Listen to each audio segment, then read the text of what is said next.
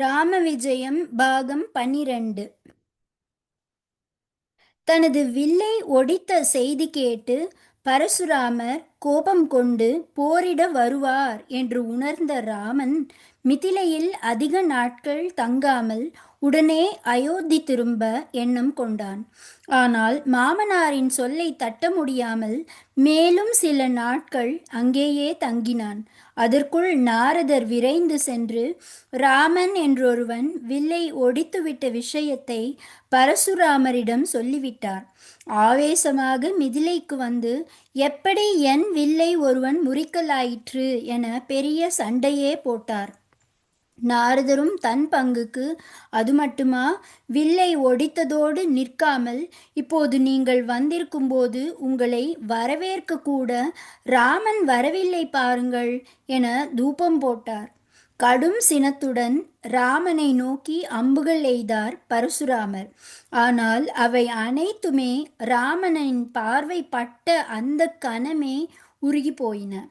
இந்த நிகழ்வை கண்ட பரசுராமர் தனது அவதாரம் முடிந்து போனதை உணர்ந்து வில்லையும் அம்புகளையும் கீழே போட்டுவிட்டு நிற்க ராமன் ஓடோடியும் வந்து அவரை நெஞ்சார தழுவிக்கொண்டான். இதன் பிறகு தசரதன் தன் சுற்றங்களோடு மகிழ்ச்சியுடன் அயோத்திக்கு திரும்பினான். சீதையின் திருமணத்திற்காக அழைப்பின் பேரில் வந்திருந்த தசரதனின் மைத்துனன் சங்கிராமஜித், கைகேயியின் சகோதரன், பரத சத்ருக்னர்களை தன்னுடன் சிறிது காலத்திற்கு அனுப்பி வைக்குமாறு வேண்டி அவ்வண்ணமே கூட்டி சென்றான். ராம லக்ஷ்மணர்களிடமிருந்து ஒரு கணம் கூட பிரிய மனமில்லாத பரத சத்ருக்னர் வேறு வழியில்லாமல் தாய் கைகேயின் வற்புறுத்தலுக்கிணங்க மாமனுடன் சென்றனர்.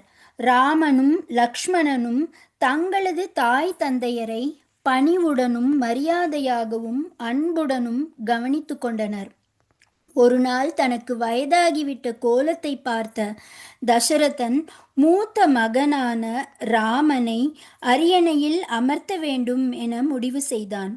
பட்டாபிஷேகத்தை சிறப்பாக செய்ய வேண்டும் என ஏற்பாடுகள் செய்து அனைத்து ராஜாக்களுக்கும் முனிவர்களுக்கும் அழைப்பு அனுப்பினான்.